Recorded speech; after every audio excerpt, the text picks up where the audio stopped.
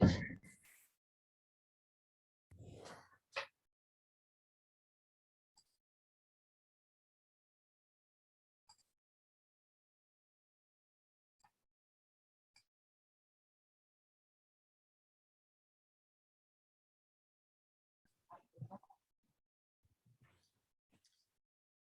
right, I think we'll go ahead and get started. This is the preliminary site plan conference for Rachel's Haven, which is at 750 Hinton Avenue. This was, I do have as the site plan, so I can pull that up. We give a little bit of background about the format of how we do these virtual preliminary site plan conferences. So I'll go through just kind of a brief description of the site plan that we are looking at. I'll ask the panelists if they have anything they want to chime in about. And then we'll open the floor to questions, comments from, I see we have at least 6 attendees. Certainly more might pop in. What I ask you to do is, if you're one of the attendees, is raise your hand. I will unmute you. And then we will, you can speak, and then we'll just kind of go through the list as it goes until we've answered all the questions that we have. All comments have been made. As you may have heard, we're recording this. That recording goes on a city website. And then we also have, if you recall the letter announcing this, a 30-day period after this where comments can be sent to the applicant. So we'll start with a round of introductions. My name is Brian Haluska. I'm principal planner with the city of Charlottesville, and I'm not in an exotic winter locale. My office is just really cold. I'm sitting in City Hall. So if anyone's wondering why I have a fleece on, that's why. And then we can go around with all the panelists. So Andy from PHA, how about we'll start with him? Sure. Thanks, Brian. And I don't know, Brian, I am unable to turn on my camera because of the host, so I'm just going to leave it off. But I am Andy Miller. I am the Director of Real Estate Development with Piedmont Housing Alliance, and we are the developer of this project. And I will pass the mic to Ernesia, who is also on the Piedmont team. I am Ernesia Coles, Real Estate Development Manager at Piedmont Housing Alliance. How about Andy Thomas? Yes, I'm Andy Thomas. I'm with PAL Studio Architects, and I'm the project architect on Rachel's Haven project. Aaron? My name is Aaron Mabey. I'm a project engineer with Timmons Group for this project, for the civil portion of this project. And I'm Jonathan Showalter, project manager with Timmons Group. We're the civil engineer, as Aaron was saying. And then Gary.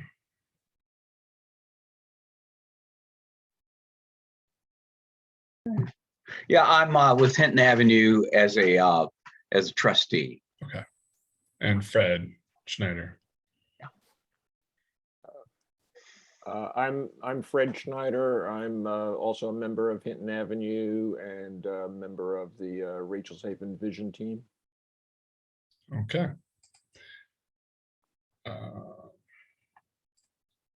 So I will, let's see if I can make this work. Here we go.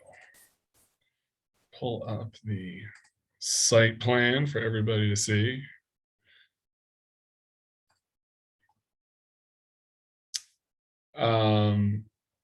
So does everyone see the site plan right now? I want to make sure I'm doing this right. Yeah, that's Okay. showing up. So this is the site plan for Rachel's Haven that's been submitted. I'm going to scroll through. There's a bunch of general notes on it. This is the full document. I'm going to get to what people really want to see here, which is so this is the existing conditions. It's the existing building right here, parking area. The proposed demolition plan. A portion of the church building is shown being demolished, and then all of the parking being pulled out to be redone, and even a portion of Hinton Avenue.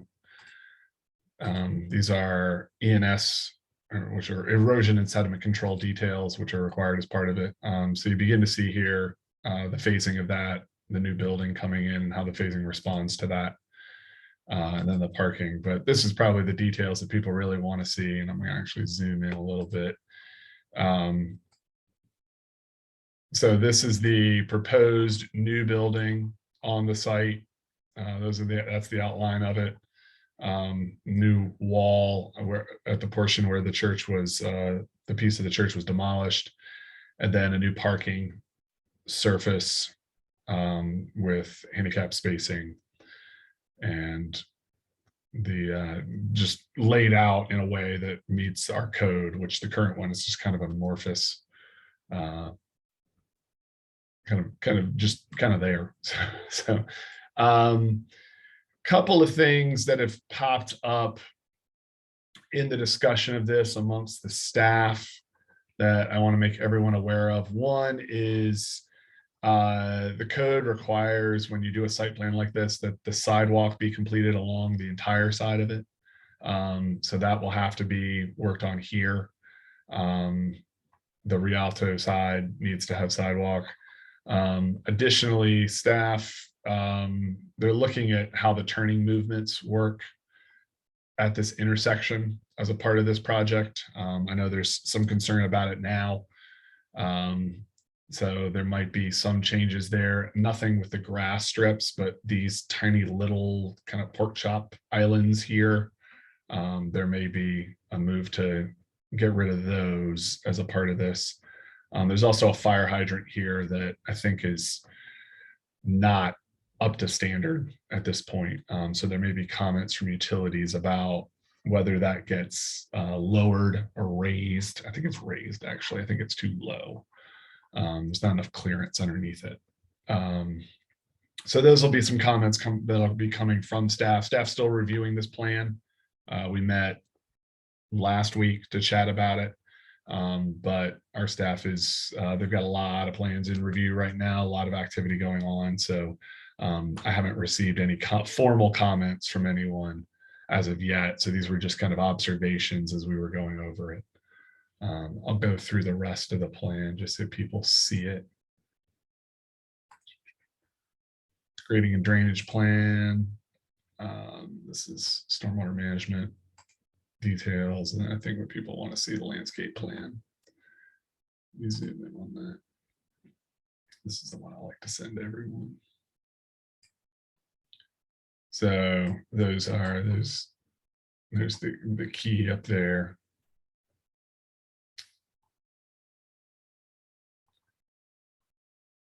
So trees along the side, those are required, and then some shrubbery right in here. So that's really kind of the ground of it. Just to give out people an idea of process, preliminary site plan is, this is a by right plan. So it does not need any kind of review by the planning commission or city council. Well, city council doesn't look at site plans at all. Does not need to be reviewed by the planning commission. Purely an administrative review.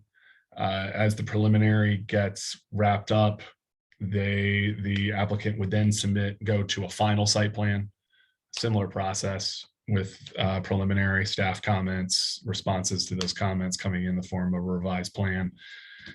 Once those items are all addressed and the site plan is approved, the applicant can then move forward to a building permit. Site plans are good for 5 years though, so it does not mean, site plan approval does not mean that the applicant, that you'll suddenly see construction. They can sit on upland for 5 years, up to 5 years before putting in the building permit. And actually the building permit and the land disturbance permit are the two permits that enable someone to actually start construction, the granting of those two permits. So I would say you're not looking at anything happening for many months at this point. This is the start of the site plan process. I usually tell people that site plan processes typically take at least about a year to go through just from all the resubmissions. So that's from the city's perspective. I do want to and I guess I'll let Ernestia start. If there's any kind of comments from the panelists regarding the plan.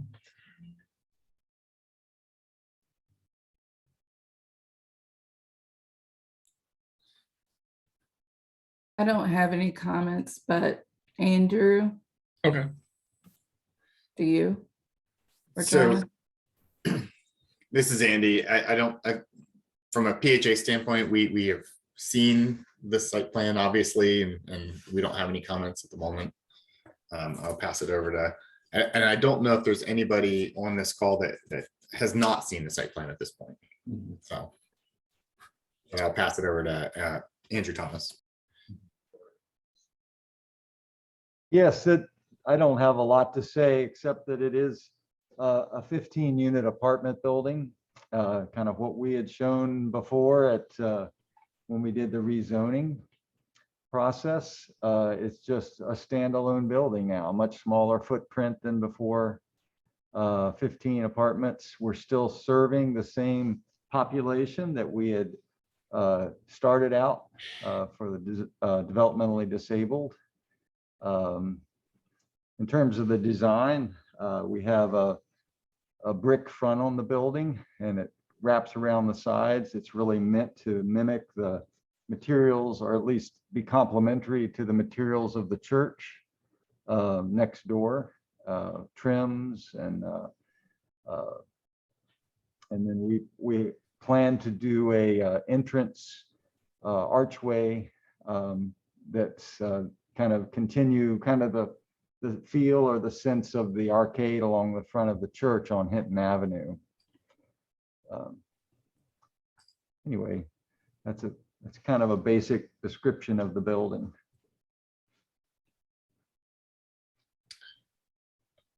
How about you, Jonathan? Do you have anything to say about the site? No, I think, Brian, that was a great overview of the site plan.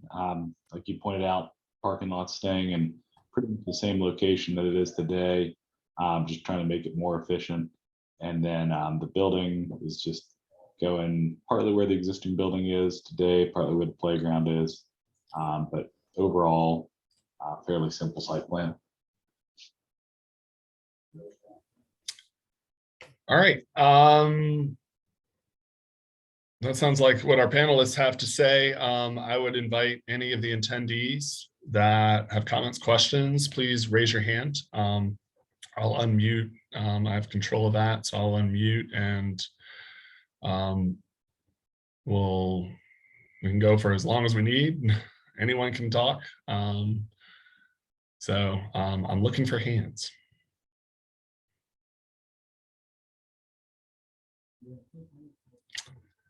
All right, Kimber Hockey. You should be able to talk.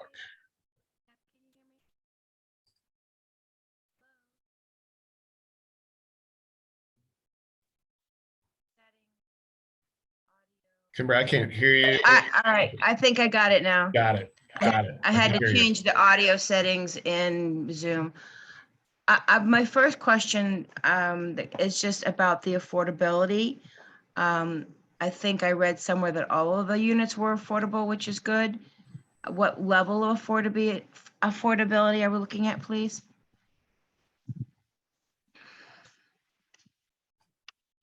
So I can answer that, Brian. So this is Andy Miller with Piedmont Housing Alliance. So the units would be affordable to people, to households making between 30% AMI and 60% AMI house area median income. And so that essentially reaches down to the most in need households in our community. And so I would also add to that we anticipate that the majority of the residents in this building would also have access to vouchers, which allow them, depending on the type of voucher they get, that would also serve households and individuals who are making below 30% of area median income, which are essentially people with disabilities and those who are at risk of experiencing homelessness. So it's a broad range, but these units are targeting kind of the lower, or people who are at the lower range of the income spectrum.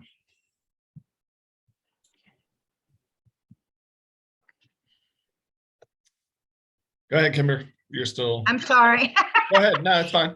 Yeah, I'm glad to hear that. I think I noticed that, are all of them 2-bedroom? And if so, is the anticipation that people with, certain difficulties will be having live-in help, or that they're living with families? Well, I guess there's been some questions previously. It seemed like they were going to be working more with the church. And so people were confused or not sure about how that was going to work, with people being able to take care of those with these challenges in their lives. So again, I can address a number of those questions and concerns, and thank you. These are great questions. It's a mix of 1 and 2 bedrooms, and I don't believe we have any 3 bedrooms in this particular project. And the idea here is that the residents would have essentially support services that would be brought to them. We do typically on projects like this enter into contracts with, say, like Region 10, who does provide support services to individuals or households with disabilities or experiencing homelessness. So we would provide those services. We are also in conversations with the church. Obviously, the church wants to have some involvement. And so we do expect there to be some relationship there. We don't know what that looks like at the moment, because we need to go through a kind of a formal process because of how the financing works, to really understand what the final relationship is there. But we do expect that there will be, the residents will have access to services. Now, in terms of live-in household aids, that's really circumstance dependent. We wouldn't know that until somebody actually applied and moved in.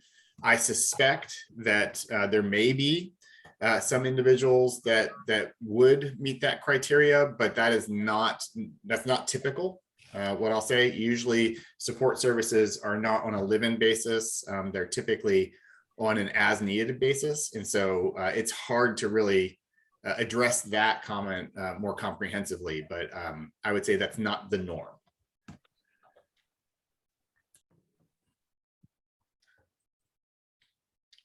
Kimber, do you have any follow-up questions? I guess one of the questions that had come up in these, and it's, again, this affordability is great and it's exactly what we're looking for. But who will oversee, for example, that somebody doesn't take advantage of these people who have, I don't know, these different challenges in living with them? Who's overseeing the whole project in that respect? That's like, I don't know, for example, just somebody who wants a cheap rent could move in as a roommate and perhaps not act in a way that would be beneficial to this person. Again, a great question. So individuals with disabilities, there are case managers for those individuals. And so that's a support network who would provide oversight. Anybody who would be a live-in caretaker would actually have to go through their case manager to be in that position. And also, because of this is under the low-income housing tax credit rule structure, anybody that's living in that apartment has to be vetted by our property management staff. So you can't just allow roommates into these units. That's not the way the program works. So anybody who is living in this unit will go through a compliance process that will ensure that, one, whoever's living in there is allowed to live in there, but also if they have disabilities or they need additional assistance, they're getting it, and those compliance officers and the support mechanisms are there for them to ensure that they are one, not being taken advantage of, but also getting the resources that they need.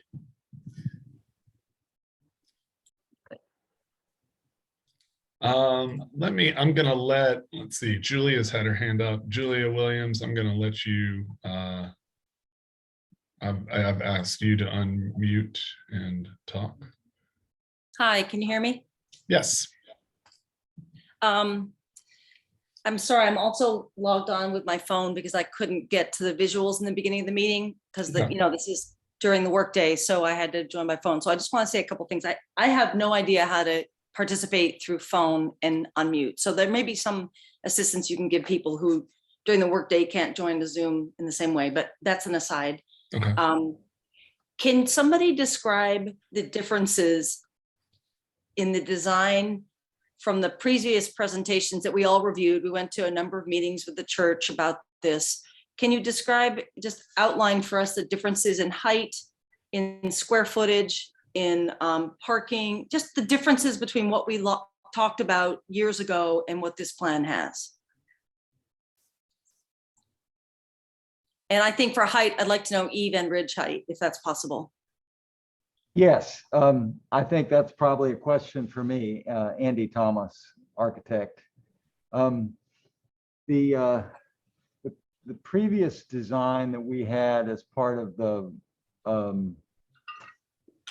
rezoning process, of course, used a substantial portion of the existing building and renovated that portion of the building. So we're no longer doing that. So that's a change. So that existing building is that we were renovating is no longer being used as part of the residential project. So the residential portion is completely within the confines of the new building, which is you can certainly say smaller in footprint than that previous design. I don't have the numbers in front of me. I think it's somewhere around 15,000 square feet on, it's on 3 floors instead of 2. So it is taller than the 2-story, but it is within the zoning required height limits, which I believe is 38 feet. That would be measured to the eave, I presume, the 38 feet? Or is No, that it's- the average height or something? It's measured from an average point on the sloped roof. So it's kind of the average point between the eave and the ridge. And what point in the site? I think your site has a slight slope. So where on the slope are you? It doesn't matter. 38 feet. I get it. It's by Yeah, right. These it are by works. right. Yeah. Okay, got it. So you're saying the square footage of all the units combined is actually about equal or smaller. You just made it a 3-story building. That makes sense. Yes. And setbacks, because we had a lot of discussion about setbacks, and I'm sorry, I didn't see the initial visuals, so I don't have anything to compare to. Yeah. So our setback off of the street is somewhere between the requirements. So we have a minimum and maximum requirement. The minimum was 6 feet, the maximum was 10 feet. So we're within that setback requirement. My question is, how does it compare to the previous one we looked at? There you go. Okay. That's the old one, right? Yeah, Mhm. that's the old Yeah, let one. me rotate it. So in terms of the setback, it's very similar. Not the same setback, because we had about the same setback on that previous design. I think the neighbors were hoping for more setback. Well, we're limited to a maximum of 10 feet, so we're pretty much Yeah. pushing that, so, yeah. Okay. And then number of parking? I'll let Jonathan answer that. Yeah, so looking at it, we have basically similar parking requirements to the rezoning, basically pretty much the same chart. A couple of things have changed, just number of bike racks and some other things, but we're showing currently proposed parking spaces, 28 spaces on that parking lot. So previously, as Brian was saying, the parking lot's currently not really defined as far as number of spaces. It's kind of not fully striped out, so people kind of park however makes sense based on the usage. But this will stripe it out. It'll provide 28 spaces. And this plan showing also permeable pavement under most of those parking spaces. So that'll be a nice aesthetic, and also provide stormwater treatment for quantity and quality in that parking lot. And is there trash accommodation in this parking lot somewhere? Or how are you managing trash? There is, so down at the bottom left corner, there's basically the first row of parking, and there's a small fenced area with kind of 2 doors that open up into one of the ADA parking accessible aisles. Yeah, right where Brian's pointing there. So that will have like rollable dumpsters or rollable trash bins in there that'll be kept in that enclosure, and then those can be rolled out to the street on trash day. Got it. So there's no big dumpster truck pulling in here to lift it. Obviously, that wouldn't work. Yeah. Okay. Very good. So the plan is doing rollable dumpsters there. Got it. And Kimber's question about support, I guess, leads me to the question of staff. Is there full-time 24/7 staffing in the building, or is it really just a residential unit and each occupant gets the services they need? There's no, I don't know, receptionist, there's no staff in the building. Is that right? No permanent staff? That is correct. There's no permanent staff in the building. Part of the reason for that is because of the small size of the structure. So it's difficult to accommodate staff in a building of this size. But the other piece of this too is that the church is co-located on site. So we do have some support there, but primarily Piedmont Housing Alliance is responsible for the operations and support of the residents. And we have several projects in close proximity. Friendship Court is down the street. And our offices are also going to be relocated downtown within the next couple of years. And so we will have resources within close proximity to this site. So we feel very comfortable having staff nearby, but not on site. That's great. I think at one point we talked years ago that there might be a resident on site who is part of like an RA. Am I misunderstanding? Is that something we talked about? There's no resident on site who's in charge of supervising, or is there? There is not in the current format that we've discussed. That may have been a previous conversation of a different iteration. I know this project has gone through a couple different iterations. In our the way we would manage this project, there would not be an RA on site. But again, since we have staff that's at adjacent sites and very close by, we don't feel like that's a necessity. So Great. And then along with Kimber's question about affordability, is it still the same format where like 10% were for people who had disabilities and the rest was market, or is the whole format changed? And maybe I didn't read the whole paperwork. What is the profile of all the units, all 15 units? So all 15 units are affordable. They will be governed by the Low Income Housing Tax Credit Program. Up to 25% of those units will be utilized for people with social and developmental disabilities, as well as at risk of homelessness. And so that equates to about 4 units. But the remainder of the units would be for individuals who qualify under the income restrictions. And so they couldn't they'd be making between 30% and 60% AMI. So it governs all units within the bill. There are no market units in this bill. That's great. Okay. And so back to the parking then. This will put pressure on the neighborhood streets with parking, both for church management. People are, church is not parking in this lot is what I'm understanding. This is now just a parking lot for the unit. So all church parking will be now pushed to the streets during their events. And then if you have, let's just assume, I don't know, 15 units, at least 1 car per unit, probably for the 11 that are more not related to the disability population, potentially 2 cars per unit. So there will be some pressure on the neighborhood streets. Is that understood? So the current parking calculations do show a number of spaces, like 4 for general office, 4 for classrooms. So basically kind of those admin spaces in this lot. And then basically sanctuary for the kind of congregants using the fixed seats in the sanctuary. Those are able to use the on-street parking. So it shows about 44 potential on-street parking spaces during the church service. But most of the kind of the regular parking for the church is to be in the parking lot or included in those numbers. Are you saying you think there are 44 spots available on streets for church events? Or that's what they'll need?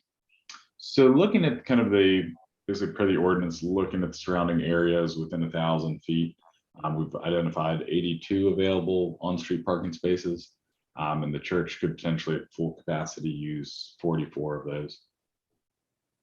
That's an interesting, I'd love to understand that better, because I would say walking down the streets on the weekend, I don't see anywhere near that availability. Maybe what you mean is to be shared by residents as well as the church. 88 that residents and church would use, right?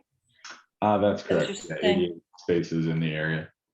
So those 44 are from my perspective, definitely not available. They may be there, but they're not available because people are parking their cars, and most houses have 2 or 3 occupants with often two cars. So I'm seeing some pressure on the neighborhood streets, and I don't know, not sure it's this developer's responsibility.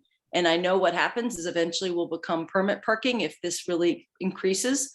So if we go to permit parking, how does, well, that's a different conversation maybe, because I feel like we have an overload that can't accommodate all the streets that have one-sided parking in our neighborhood.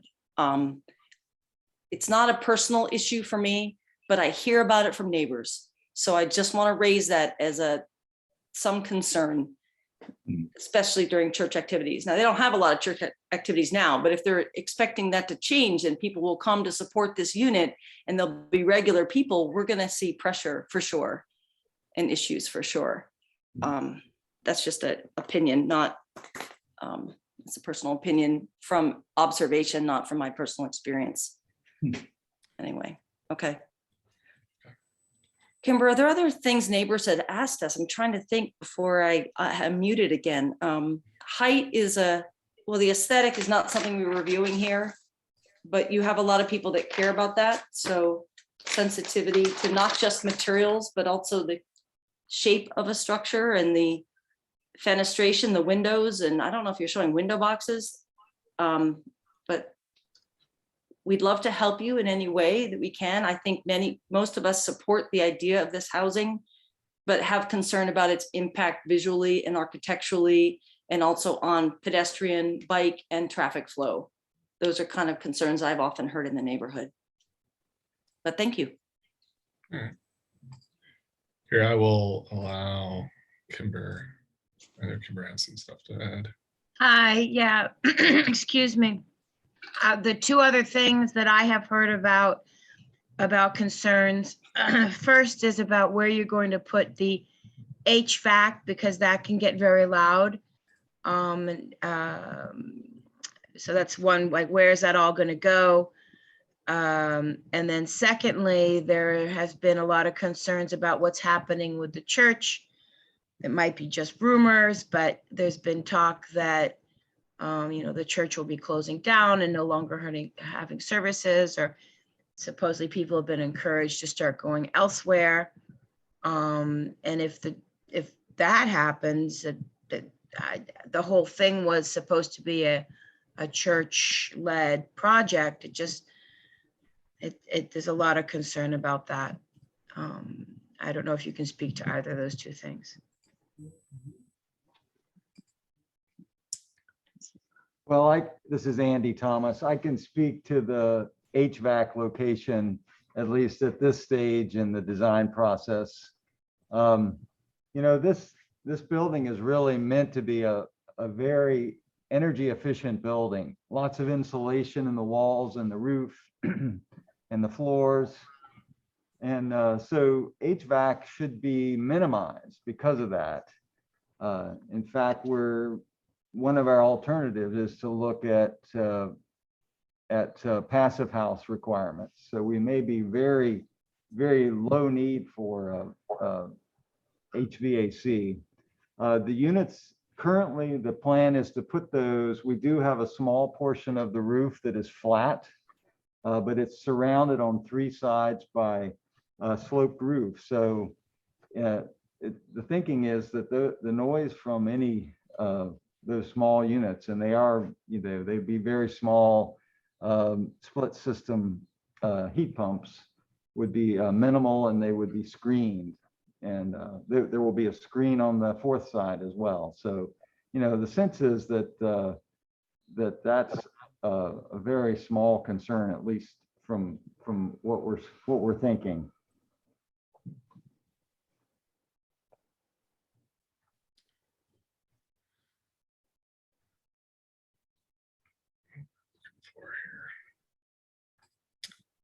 Gary or Fred, do you have any comment on the concern about the church? I know I haven't heard anything.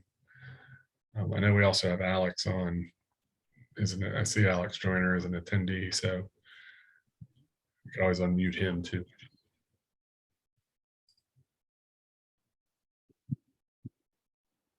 This is Fred Schneider. Hinton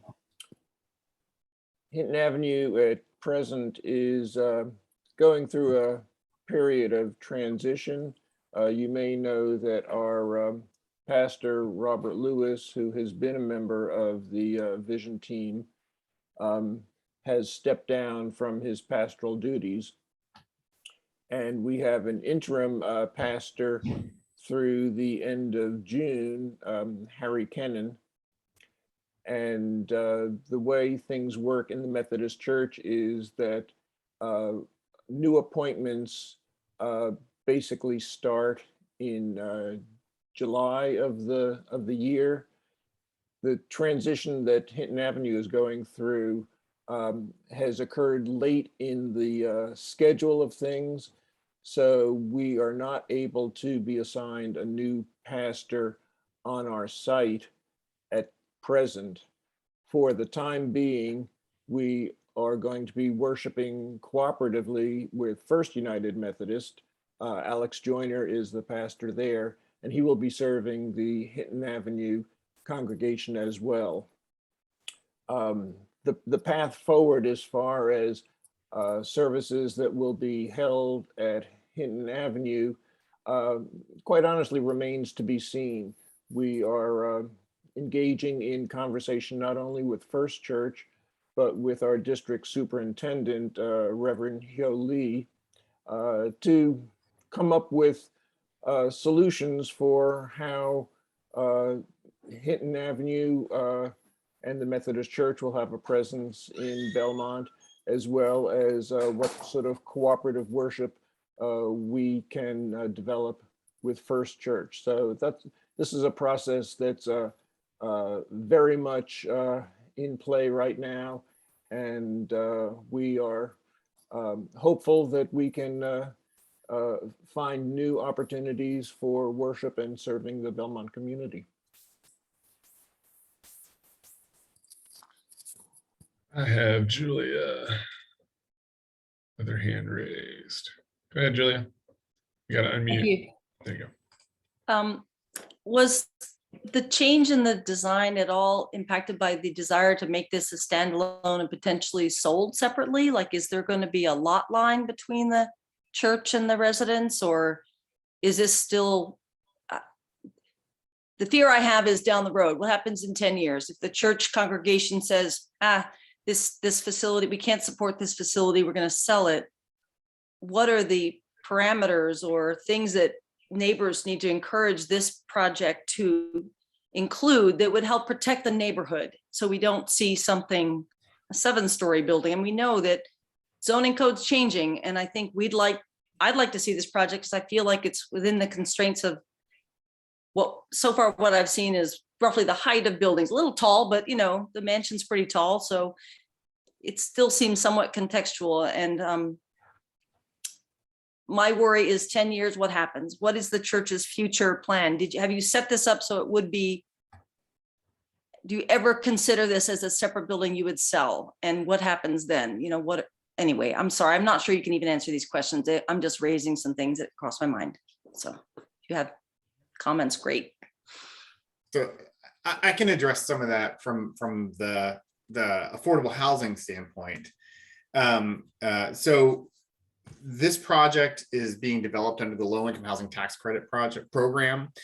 And so within that program, essentially the affordability requirement is 30 years. So the project would be required to remain affordable in its current iteration for 30 years. Because it is part of that program, which is federally run. The project itself, there are some legal machinations that we need to go through where there needs to be a separation of church and state. So technically speaking, the project would be owned by Piedmont Housing Alliance and an investor entity, which is standard in a low-income housing tax credit project. And we would ground lease the land from the church. So the church would own the land. But the restrictions of the low-income housing tax credit program essentially require it to remain the way it is for a minimum of 30 years. In Piedmont Housing Alliance, our mission is to maintain it as affordable in perpetuity. So we would not be looking to sell this project. For us, it's our mission to maintain affordable housing within the city as far into the future as we can. And so we would have no intentions of selling this project, and regardless of what happens with the church partnership.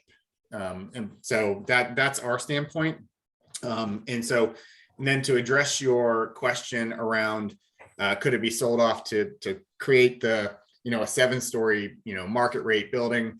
I mean, I think inherent in the low-income housing tax credit program that just would not happen because we have so many restrictions around the program itself that don't allow us to do that. But then zoning is in place that, current zoning only allows us to go up to, I think, 38 feet. So we couldn't do that regardless. But being that it's our mission to maintain this as affordable, we wouldn't be doing that even if we had the opportunity. But that opportunity does not exist.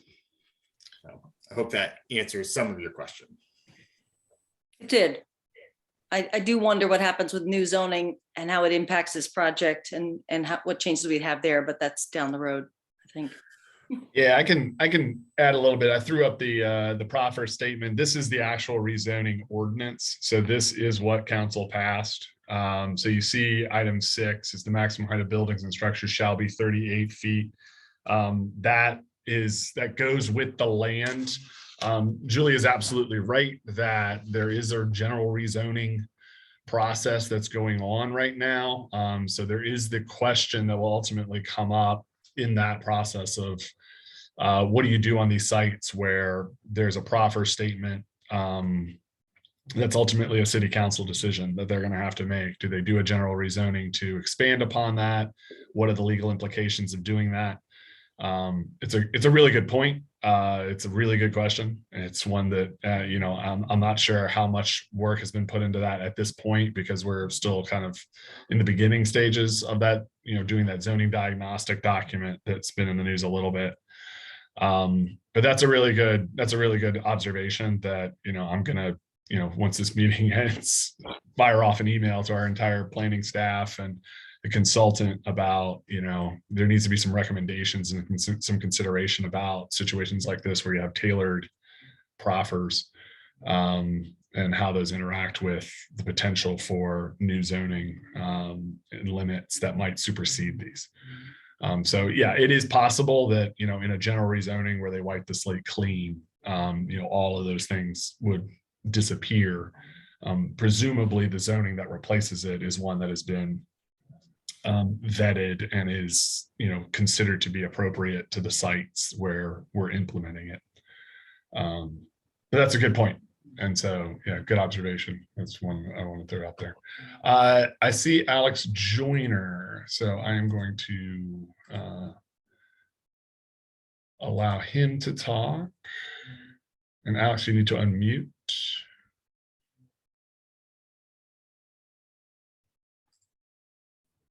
Hello. Yeah, there you go. Sorry. Just got called away to the door. I'm Alex Joyner. I'm the pastor here at First United Methodist Church. And I just want to follow up on Fred. I don't know that I can allay any concerns about what 10 years from now looks like, but just to add on that as Hinton Avenue is going through its own process of discernment about where it's going to go in the future, they're not doing that in isolation. That is in conjunction with First Church and with the larger United Methodist Church. We have a historic connection with Hinton Avenue.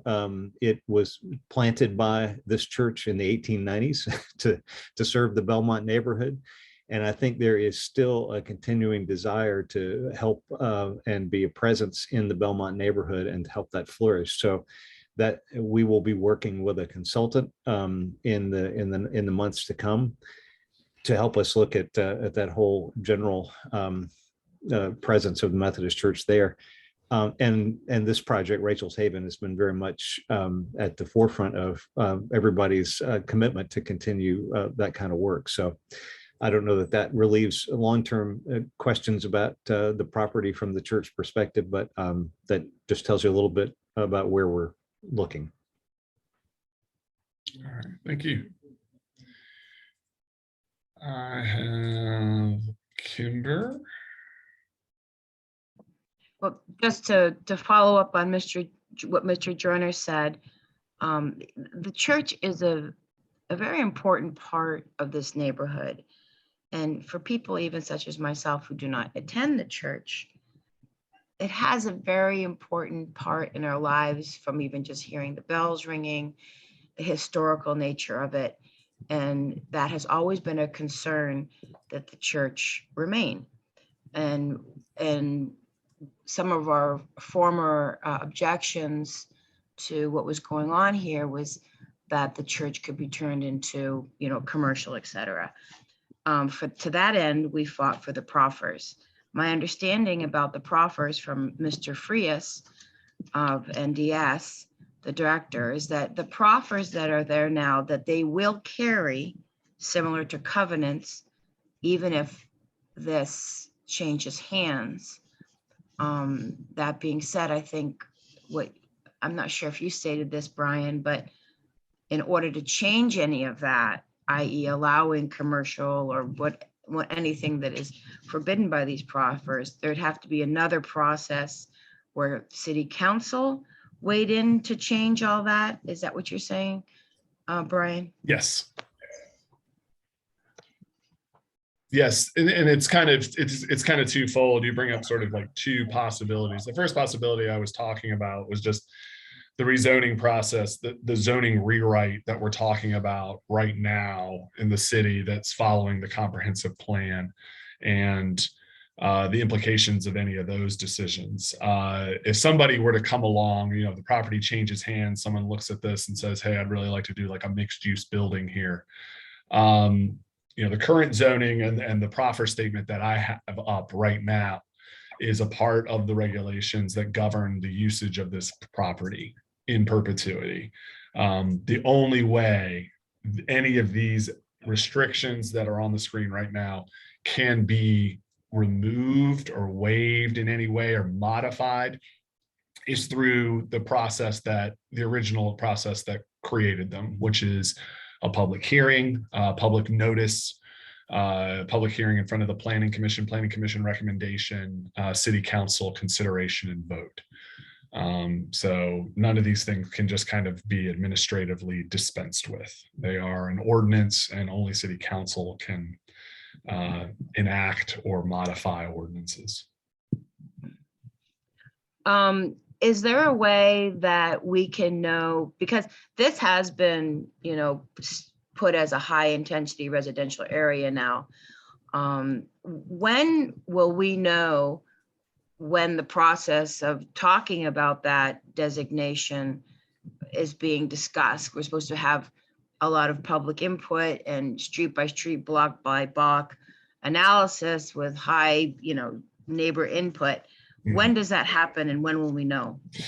I believe it happens. I don't know that the date has been set. I know that in talking with our director, there is some frustration about the slowness of that process. There's some reasons for why it's moving on a little. We're a little bit behind schedule on that zoning rewrite. So none of those decisions have been made. None of those things have happened. We don't even have kind of a draft zoning map or a draft zoning ordinance to kind of analyze and look at this point. But once we do, Seville Plans Together is the website. It has all of that stuff. We'll, definitely put out a lot of information about that. We're going to want a lot of public input. So that will all go out once we have it. Right now, what we're working on is what they call a zoning diagnostic, which is sort of, I guess sort of a guiding principle for how you draft the ordinance. So that's where we are at this point. And once that document is done, we're gonna put that out and let people look at it and kind of critique it. But yeah, it'll definitely be, there'll definitely be a lot of public notification around that, and public hearings and public meetings. It's a very important process. And also the thing I think most people on the call realize this, but the comprehensive plan is a vision. I don't know that I would expect a zoning map and zoning ordinance to fully implement that vision. This next ordinance would be a step towards it, but not, it's not going to be, they're not going to fully implement the comprehensive plan's vision, because that's a 20-year, 25-year kind of horizon. But we'll see. We'll see when we get it. Other questions, other concerns out there? I want to make sure, raise hands if anyone else has anything. No?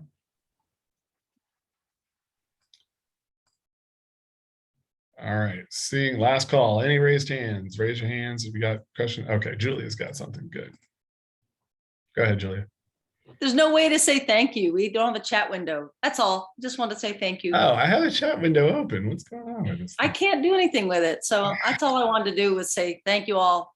And we look forward to really working with Piedmont Housing and the church to keep this a church property with this kind of housing. I support what Kimber said. It is a valuable piece, a landmark and symbol in our neighborhood. And thank you. That's it. All right. All right. Well, I guess if there are no further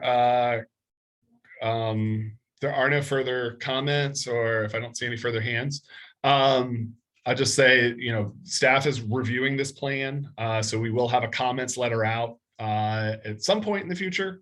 I'm not entirely sure exactly when that will be, hopefully at some point in the next few weeks. And then the applicants respond to that comments letter with a revised plan. And that goes through until it has preliminary approval. And then once again, they then have to submit a final plan that goes through a similar comment and response process until the site plan's done. And then even then you still have some time frame before you'll see construction on the site. But if any questions, please feel free to reach out to me. My number is 434-970-3186. It's my direct line. And my email is my last name, HALUSKA @charlottesville.gov. Any questions that come up, any comments you're like, oh, I wish I'd said that, please bring them on. We're going to put them, we'll put those suggestions in the comments letter to the applicant as well. And thank you everyone for taking time out of your day to attend this. And we will see you all very soon.